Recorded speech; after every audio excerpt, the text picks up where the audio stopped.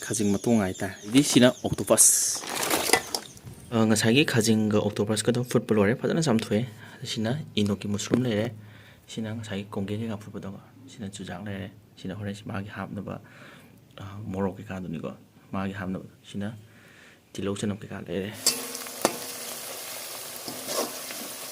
ꯃꯣꯔꯣꯛ ꯇꯧꯔ ꯁꯦꯝꯃ ꯊꯝꯕꯤꯕ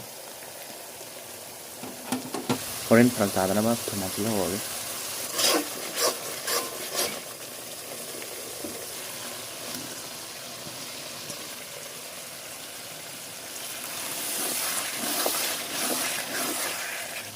ꯌꯥꯝꯗꯕꯤꯗ ꯃꯍꯤꯁꯤꯀꯣ ꯁꯨꯃꯥꯏꯅ ꯇꯧꯔ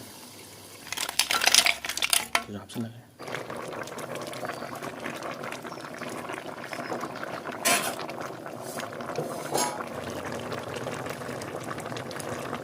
ꯉꯁꯥꯏꯒꯤ ꯃꯍꯤꯉꯩꯗꯣ ꯀꯪꯉꯦ ꯁꯨꯃꯥꯏꯅ ꯇꯧꯔ ꯂꯣꯏꯁꯤꯜꯂꯦ ꯑꯗꯨꯒ ꯃꯤꯀꯨꯞ ꯃꯨꯛꯕꯥꯡꯅ ꯃꯌꯥꯝ ꯄꯨꯝꯅꯃꯛ ꯏꯀꯣꯟꯅ ꯈꯨꯔꯨꯝꯖꯔꯤ ꯉꯁꯤꯗꯤ ꯁ꯭ꯄꯥꯏꯁꯤ ꯁꯤ ꯐꯨꯗ ꯑꯣꯏꯅ ꯄꯨꯖꯔꯦ ꯑꯩꯁꯦ ꯆꯥꯒꯦ ꯈꯜꯂꯒ ꯂꯩꯕ ꯑꯗꯣ ꯉꯁꯤꯗꯤ ꯄꯨꯟꯅ ꯁꯥꯒꯠꯂꯦ ꯑꯗꯣ ꯉꯁꯤꯗꯤ ꯄꯨꯔꯛꯑꯦ ꯑꯗꯨꯗꯤ ꯃꯇꯝ ꯃꯥꯡꯍꯟꯗꯕꯤꯗ ꯆꯥꯕ ꯍꯧꯔꯒꯦ ꯑꯩꯈꯣꯏ ꯃꯅꯤꯄꯨꯔꯗ ꯐꯪꯕ ꯊꯕꯤꯁꯦ ꯍꯥꯟꯅ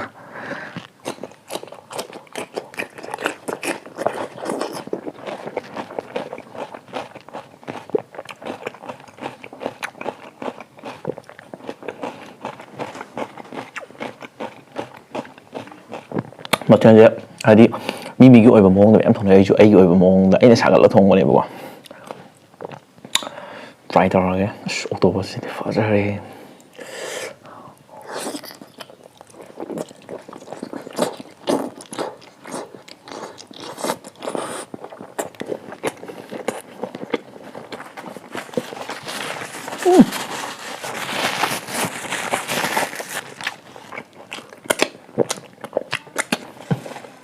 ꯅꯆꯤꯟꯊꯤ ꯍꯥꯏꯅꯤ ꯃꯩ ꯆꯠꯂꯦ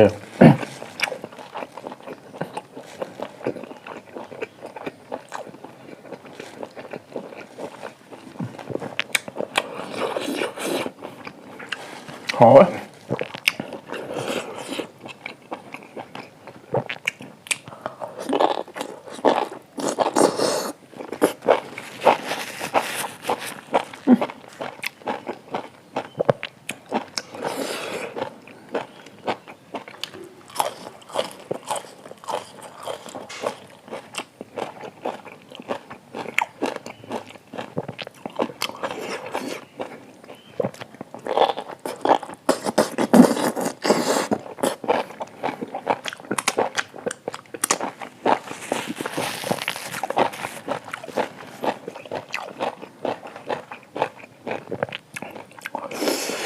ꯁꯤꯅ ꯈꯥꯖꯤꯡ ꯑꯩꯅ ꯚꯤꯗꯤꯑꯣ ꯅꯝꯃꯛꯄꯗꯒꯤ ꯉꯁꯤꯒꯤ ꯚꯤꯗꯤꯑꯣꯁꯤꯅ ꯈ꯭ꯋꯥꯏꯗꯒꯤ ꯄꯩꯁꯥ ꯆꯪꯕ ꯈ꯭ꯋꯥꯏꯗꯒꯤ ꯑꯩꯈꯣꯏꯒꯤ ꯆꯦꯂꯦꯟꯖ ꯑꯣꯏꯕ ꯚꯤꯗꯤꯑꯣꯅꯦꯕ ꯍꯥꯏꯗꯤ ꯁꯤꯒꯤ ꯃꯊꯦꯜꯁꯦ ꯑꯩꯒꯤ ꯄꯨꯟꯁꯤꯒꯤ ꯑꯍꯥꯟꯕꯅꯦꯕ ꯊꯣꯡꯉꯤꯁꯦ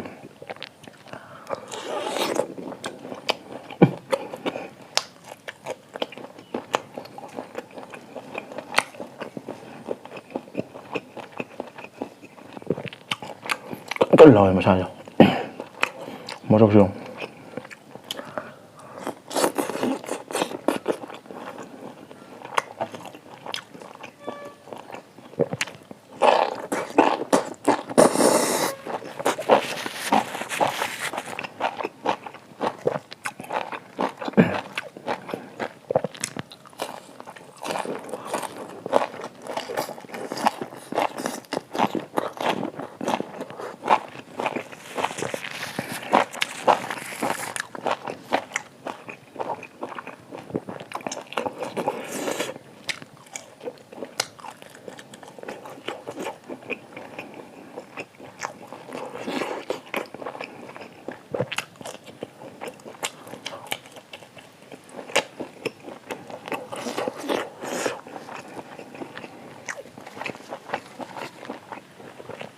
ꯁꯤꯅ ꯃꯅꯤꯄꯨꯔꯗ ꯐꯪꯕ ꯀꯣꯡꯒꯦ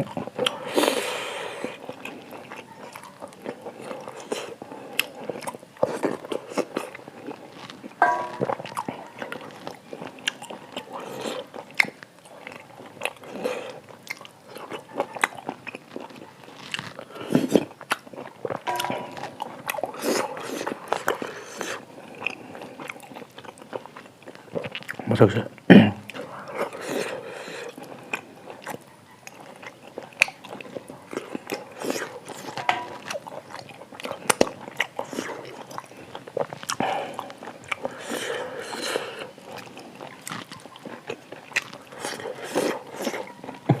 hỏi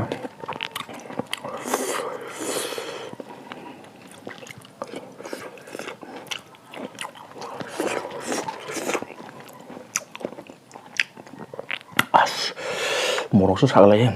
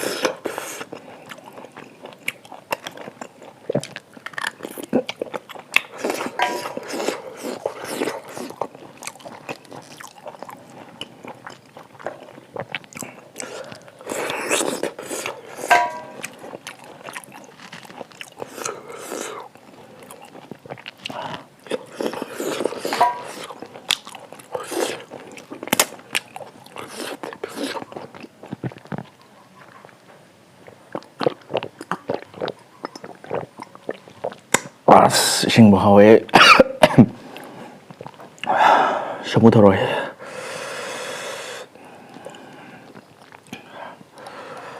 아이씨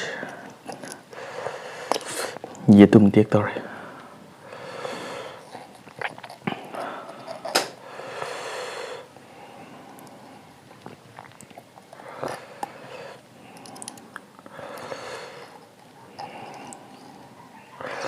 야들이 시리 칼링 범 나오게 이거는 보래 시디 짱 뭐지 야래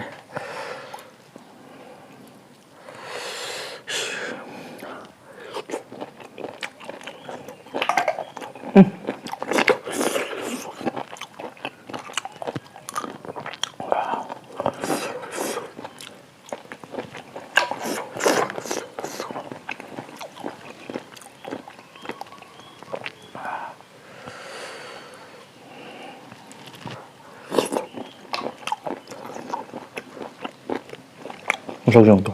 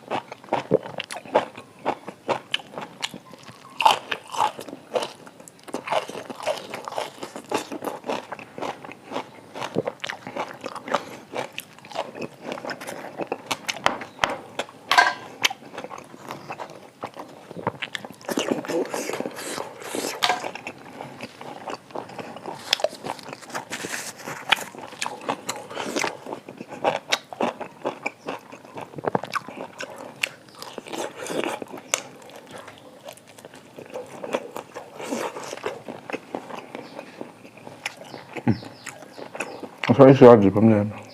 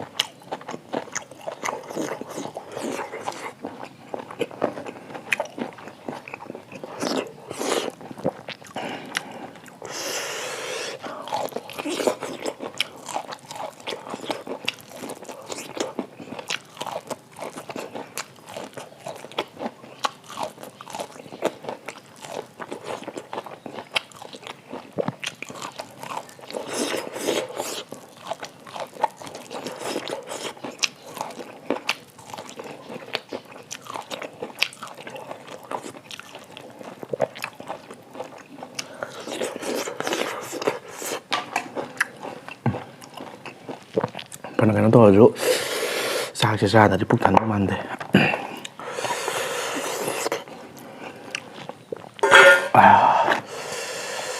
ꯐꯖꯅ ꯈꯣꯝꯖꯤꯜꯂꯒ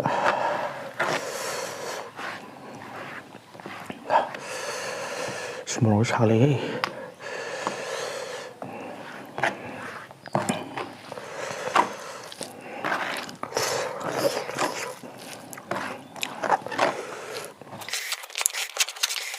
맛소지가 하도 말해.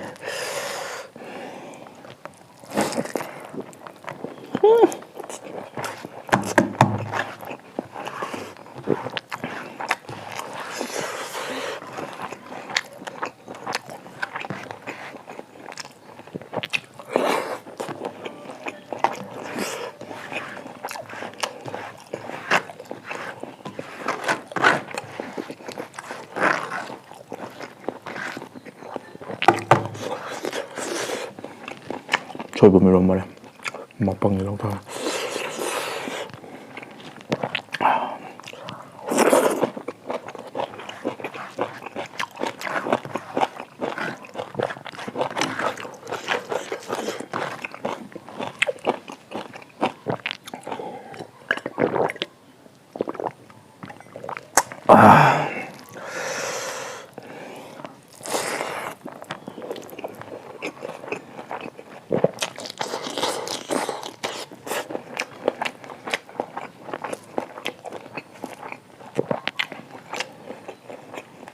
먹어 진짜 유명한 게.